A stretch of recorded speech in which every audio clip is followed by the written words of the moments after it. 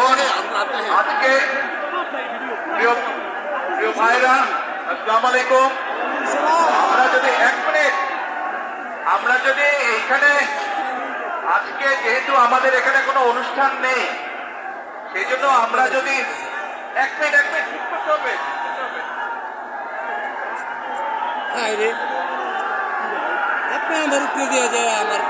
আমরা যদি এখন এই রাস্তাটা বন্ধ করে রাখি তাহলে সাধারণ মানুষের চলাচলের অসুবিধা হবে।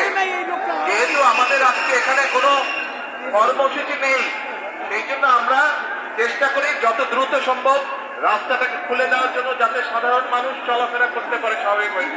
ইনশাল্লাহ আপনাদের সাথে কর্মসূচি যখন দিব, ইনশাল্লাহ আপনাদের সামনে তখন বক্তব্য রাখবো। সকলে দোয়া করবেন, ইনশাল্লাহ আমিও দোয়া করি সকলে ভালো থাকেন।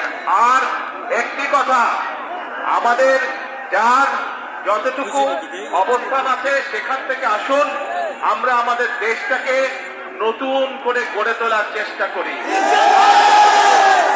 যার পক্ষে যতটুকু সম্ভব আমরা সচেষ্ট হই দেশের জন্য। কোথাও যদি রাস্তায় একটি